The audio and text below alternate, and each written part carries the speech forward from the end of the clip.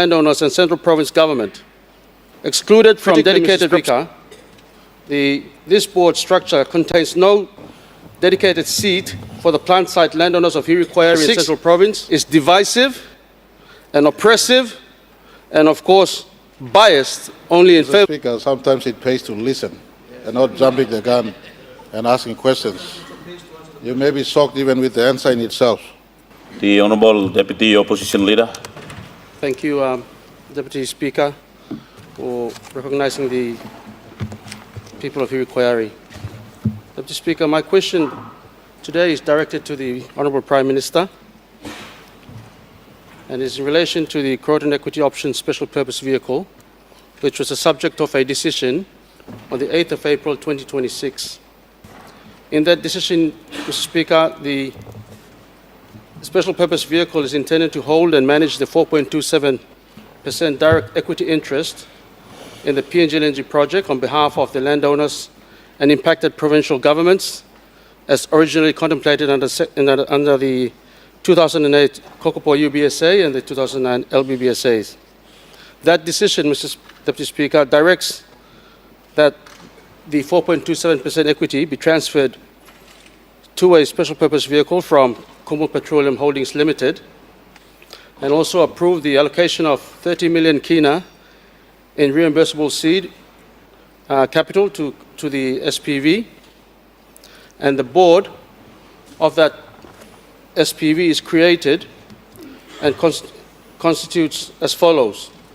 There's a Heights PDL landowners and Hela project areas to be rotated every 2 years. The Southern Highlands PDL2 and pipeline project area to be rotated every 2 years. An independent director with investment financial institution background. An independent director representing pipeline project area in Gulf, Western and Central Province to be rotated every 2 years. The governor for Hela, ex officio director permanent. The governor for Southern Highlands, ex officio director representing Southern Highlands Province.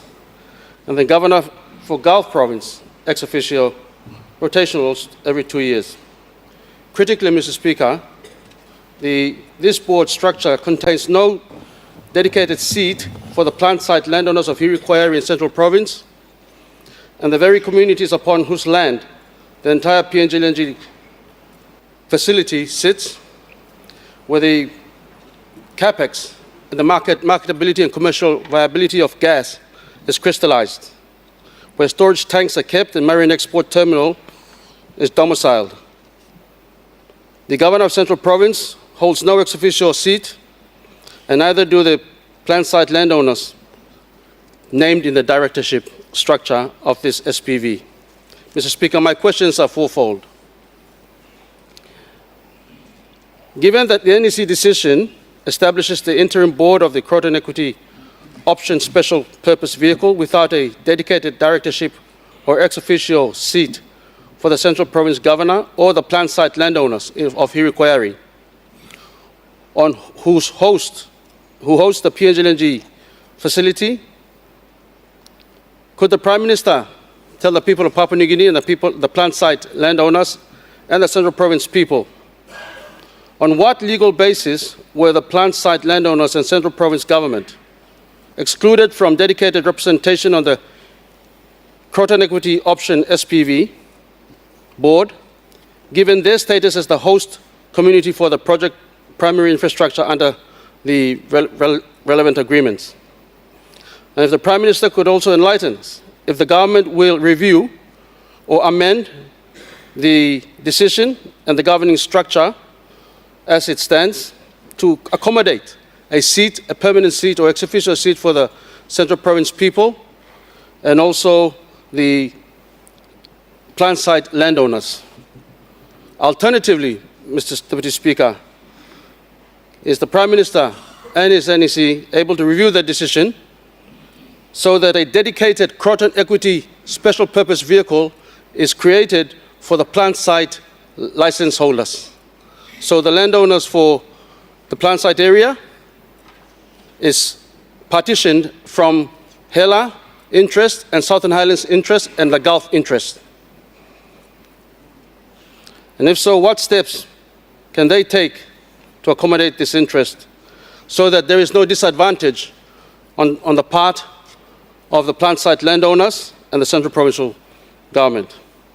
Mr. Speaker, as it stands, and on face value, this decision of the NEC 64/2026 dated 8th April 2026 is divisive and oppressive and, of course, biased only in favor of certain interest areas or certain people in this country. This is completely against the dictates of the Constitution and the National Goals and Directive Principles for equitable distribution of national resources. Thank you, Deputy Speaker. The Honourable Prime Minister.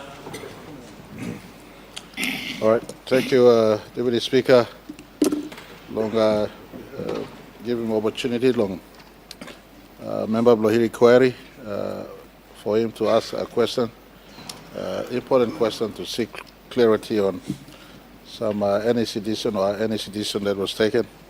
I want to firstly indicate to this House, Mr. Deputy Speaker, that the decision taken is not divisive to the country or to the PNG LNG landowners and the provincial governments who are important stakeholders in the PNG LNG project.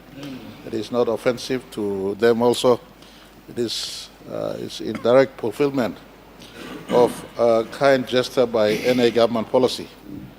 In 2008, 2009, when the Kokopo UB Umbrella Benefit Sharing Agreement was signed, the 4.27 equity parcel was gifted not just to Hela provincial landowners or Southern Islands provincial landowners, but to the entire 60,000 people who would be associated with PNG LNG project as landowners from upstream.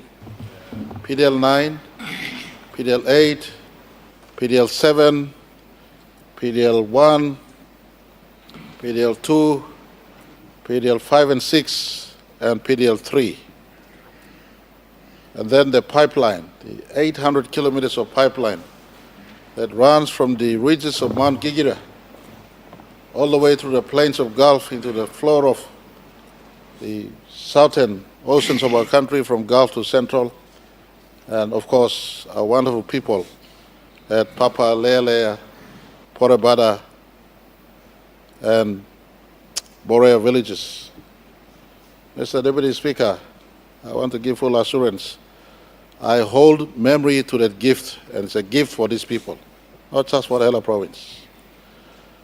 And if there was a cabinet decision that hasn't been officially released to the public as yet, but if there was a cabinet decision that didn't include the plant site landowners, then that is a mistake or that is a fallacy. Plant site landowners are important. They are my people as much as they are a member for Hiri-Koiari's people. They are included in this restructuring that is taking place. The 5 provincial governments, all in all, are included in this structure. I give you all a context. That 4.27% was given at the backdrop of landowners, especially landowners from Heights, and landowners from Kudubu and Moran, and of course, along the pipeline areas, where proper landowner identification was not made as yet, inconsistent with Oil and Gas Act requirements. Without proper landowner identification, Mr. Deputy Speaker, Portion 152, the PNG LNG area land, was already an alienated land to the state. Point of order. Honourable Prime Minister, we have point of order. Deputy Opposition Leader, what's your point of order? Whether the land is alienated or not is irrelevant. Point of order is that the composition excludes the seat for central governor and plant site landowners. And the question is whether there will be a review to include them, or alternatively, will they partition the SPV into license-based areas? So plant site will have its own Kroton equity held away from everybody else. Honorable Deputy Opposition Leader, your point of order is, that I understand that the Prime Minister is still in the process of answering your question, so I'll allow the Prime Minister to answer to your question. Mr. Speaker, sometimes it pays to listen and not jumping the gun and asking questions. You may be shocked even with the answer in itself. Mr. Speaker, this gesture came at the backdrop of landowners from areas that were not yet identified. Portion 152 is an identified area. We know exactly the villages that forfeited that land or gave this land to the state many, many years, and they already embraced. But the other areas that were not yet identified, just to corral 60,000 landowners, including the honorable leaders, people, our people here, just to corral them into putting their signatures into paper was itself a mammoth task. All you have to ask is us, and I'm privileged to have Minister Duma sitting on the front bench, was the Minister of Petroleum then. Full acknowledgement to him, the late Grand Chief Sir Michael Somare, Arthur Somare, Sepuka Temu on the other side, my good brother, member for Yalu Pangia, and others who were there. We had to muscle in and corral the landowner leaders to sign. 60,000 of them, the 4.27% was a gesture to them saying, we know we haven't fully identified you, but there's a parcel, because the request was, there was something must be given. 4.27% was allocated to them. Kumul held 16.57% total stake in PNG LNG. Of that 16.57%, the dilution was to take place. I want to inform this House that of that, since first gas in 2014, Kumul has been a beneficiary of over 12 billion kina, including benefiting from 4.27% parcel in that life, or in the life of the last 11 years of earning from PNG LNG. State of PNG has been beneficiary to over 17 billion kina in direct tax as corporate income tax from PNG LNG. The 4.27% is a parcel that is earmarked as project security for PNG LNG. Landowners, whether at the plant side or at the upstream PDL sites, are embraced in this 4.27%. The cabinet paper that came in embraced plant side as much as all PDLs and pipeline. Because Southern Islands and Hela put together are custodian of almost 98%. And in fact, today as we speak, 100% of all the gas that is currently supplying into PNG LNG, with the main infrastructure up there in Heights and associate backbone infrastructure, Heights PDL 8 and PDL 1, I beg your pardon, PDL 7 and PDL 1. And PDL 8's gas has gone into PNG LNG today from Angore, and it runs through a major spine of the project is a PDL 2 in Kudubu. We felt advisable, and within the spirit of the UBSA agreement, that PDL 2 governor, PDL 7, 8, 9 governor, and half of 9, in fact, majority is in Western Province. So we clustered the two main PDLs, main provinces. They have a permanent representative in this structure, but there's a rotation between Gulf, Western, and Central in every 2 years, a rotation that sits in this trusty vehicle that we want to set up. This 4.27% is not entitlement of law, but a government policy, NA government policy that is gifted the 5 provinces and the 60,000 landowners for their support to PNG LNG when it was in concept stage, right through construction and first gas up till 11 years on, the project has been in production. So it will be detached from Kumul Petroleum. It will be set up in a structure that is represented by all landowners from in the structure that we propose. If there are ways to improve this, I'm very certain we'll consider recommendations from the member concerned, because it represents our important people from the plant side. It's not meant to be exclusive. It's not meant for only one block or one people. It is a structure that embraces totality, the 60,000 landowners, from upstream all the way down to plant site. It represents the entire 5 provincial governments.